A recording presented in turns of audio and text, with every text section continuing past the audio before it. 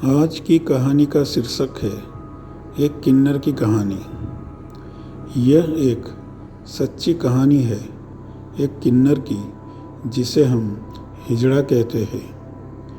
उससे एक दिन मुलाकात हुई। किन्नर था वो। मैंने उसको उसका नाम पूछा और उसने अपना नाम हेमा बताया। मैंने उससे पूछा, कैसे हुआ ये सब, कैसे बने तुम किन्नर? तो उसने मेरी तरफ एक अजीब निगाह से देखा और कहा, कैसे बने मतलब? वो जो ऊपर वाला बना कर भेजा मैं वही हूँ, लेकिन बहुत दर्द भरा जीवन है ये। ना मर सकती हूँ न जी सकती हूँ। यह जीवन भी कोई जीवन है? सभी घृणा की दृष्टि से देखते हैं। कहीं से गुजरे तो कहते हैं तो हिजड़ा जा रहा है। मैंने पूछा, तुम्हारा जन्म कहाँ हुआ था? तुम्हारे माँ बाप, मेरा मतलब तुम्हारा अतीत? उसने एक लंबी सांस ली और उदास होकर अपनी कहानी बताने लगी। ये तो नहीं बता सकती कि मैं कहाँ से हूँ और बताना भी नहीं चाहती। हाँ, इतना मुझे याद है कि मेरे माँ बाप को कोई संतान नहीं हो रही थी। उसकी शादी के 30 साल के बाद मैं पैदा हुई। घर में पहली संतान आई है, यह जानकर सभी बहुत खुश हुए। समय गुजरता गया। जब मैं 4-5 साल की हुई तो मेरे घर में काम करने वाली बाई को मालूम चला कि मैं लड़की नहीं एक हिजड़ा हूँ। उसने मेरे माँ बाप को बताया। मेरे माँ बाप ने जब सुना तो उसके होश उड़ गए। फिर भी माँ तो माँ होती है। आखिरकार मेरे माँ बाप ने निर्णय लिया कि हम अपनी संतान को पालेंगे पोसेंगे। उस समय मैं समझ नहीं पाई थी कि हिजड़ा क्या है। यह शब्द मेरे लिए नया था, बिल्कुल नया। मेरे माँ बाप मुझे बहुत प्यार करते थे, बेशक पहले से ज़्यादा। हालांकि मेरे माँ बाप को इस बात का डर था कि कहीं मोहल्ले में हल्ला ना हो जाए कि मैं किन्नर हूँ। इसलिए उन्होंने बाई को समझा दिया कि मोहल्ले में किसी को ना बताए कि मैं किन्नर हूँ। इसके बदले मेरे माता पिता उसे एक्स्ट्रा पैसे देते थे। समय गुजरता गया और देखते देखते मेरी उम्र 15 साल की हो गई और यहीं से शुरू हुई मेरी कहानी। लड़की ने किन्नर बनने की, मेरी आवाज़ बदलने लगी, मेरा चाल ढाल बदलने लगा। मैं खुद परेशान हो उठी कि ये मेरे साथ क्या हो रहा है और क्यों हो रहा है, और क्या मैं सचमुच किन्नर हूँ? कहते हैं कि सच्चाई बहुत दिनों तक छुप नहीं सकती। एक दिन मोहल्ले में एक लड़के के साथ मेरा झगड़ा हुआ।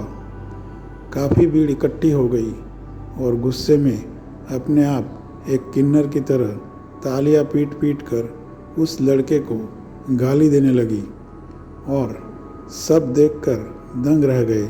और यहाँ पर राज खुल गया कि मैं किन्नर हूँ।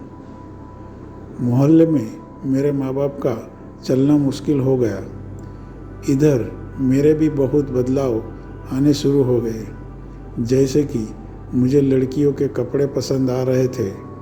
मैं कभी माँ की साड़ी पहन लेती थी, कभी मुझे कमीज सलवार पहनने का मन करता था, कभी लिपस्टिक और चूड़ियाँ पहन लेती थी। अब मुझे भी विश्वास हो चुका था कि मैं ना तो मर्द हूँ ना ही औरत, मैं एक किन्नर हूँ। थोड़े दिनों बाद ही मेरे घर पर एक किन्नर समुदाय ने कुछ किन्नर पहुँचे और मेरे माँ बाप से मुझे मांगने लगे, यह कहकर कि आपकी संतान आपका समाज का नहीं है, इसका समाज अलग है और हम इसे अपने समुदाय में लेकर जाएंगे। मेरे माँ बाप मुझे जाने नहीं देना चाहते थे, लेकिन मैंने जाने के लिए तैयार हो गई, क्योंकि मुझसे अपने माँ बाप की बेइज्जती और सहन न होती थी। मेरे माता पिता की आँख में आंसू थे और जाते वक्त उनसे मैंने वादा किया कि मैं उनकी संतान हूँ और हमेशा रहूँगी, उनसे हमेशा मिलने आया करूँगी। इतना कहते कहते हेमा की आंखों में आंसू आ जाते हैं और वो सिसकते हुए कहती है, आज 10 साल हो गए, लेकिन यहाँ आने के बाद मुझे कभी हिम्मत ही नहीं हुई कि अपने माँ बाप से मिलने जाऊँ, क्योंकि ये ज़िंदगी नरक की ज़िंदगी है और मैं सोचती हूँ कि अब कौन सा चेहरा लेकर उनके पास जाऊँ, क्योंकि मुझे खुद से और खुद की ज़िंदगी से बहुत घिन होती है। लेकिन उनकी बहुत याद आती है।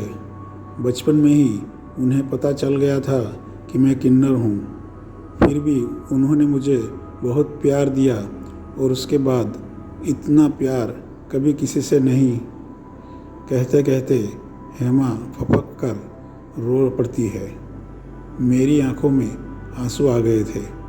मैंने हेमा के कंधे पर हाथ रखा और सांत्वना देते हुए कहा, हेमा, जो तकदीर में लिखा होता है वही होता है और वही मिलता है। शायद भगवान को यही मंजूर था, पर तुम बहुत खुश नसीब हो कि तुम्हारे माँ बाप ने सच जानने के बाद भी इतना प्यार दिया था, और बहुत साहसी भी हो कि अपने माँ बाप की इज्जत के लिए तुमने अपना रास्ता चुना। हेमा अपने आंखों के आंसुओं को पोंछते हुए कहती है, घिन आती है मुझे इस समाज पर और समाज के लोगों पर। हम किन्नर हैं, मगर हम भी तो किसी के संतान हैं। हिजड़ा से नफरत है, लेकिन हिजड़े का आशीर्वाद लेने के लिए लोग दौड़े चले आते हैं। हम भगवान से यही दुआ करते हैं कि कभी किसी को हिजड़ा मत बनाना, क्योंकि यह ज़िंदगी बहुत दर्द देती है। खैर, जो भी है, जीना तो पड़ता है और जिएंगे भी। पहली बार अपनी कहानी किसी को बताई हूँ। अच्छा लगा, थोड़ा जी हल्का हो गया। बहुत दिन से अच्छे से रो भी नहीं पाई थी, लेकिन आज फिर अचानक हेमा वहाँ से जाते हुए कहती है, मुझे ज़रूरी काम है, जाना होगा, और बाय कहकर वहाँ से चली जाती है। मैं वही खड़ा, स्तब्ध और खामोश हेमा को जाते हुए देख रहा था। उसकी कहानी, उसकी ज़िंदगी का सफ़र, उसकी आंखों के आंसू अभी तक मुझे कचोट रहे थे, लेकिन हेमा की यह दर्द भरी कहानी मुझे हजारों सवाल पूछ रहे थे, जिसका जवाब मेरे पास नहीं था। दोस्तों, यह सिर्फ एक हेमा की कहानी नहीं है। ऐसी हजारों हेमा की कई कहानियाँ हैं जो हमें सोचने पर मजबूर करती है कि क्या किन्नर बुरे होते हैं? क्या उन्हें समाज में अच्छी ज़िंदगी जीने का कोई हक नहीं? आखिर क्यों? सवाल आप सबके लिए है। खैर, मैं हेमा के लिए यही दुआ करता हूँ कि वो जिस परिस्थिति में है, जहाँ भी है, उसका सिलसिला ज़िंदगी का चलता रहे और वो अपनी दुनिया में ही हमेशा मुस्कुराती रहे।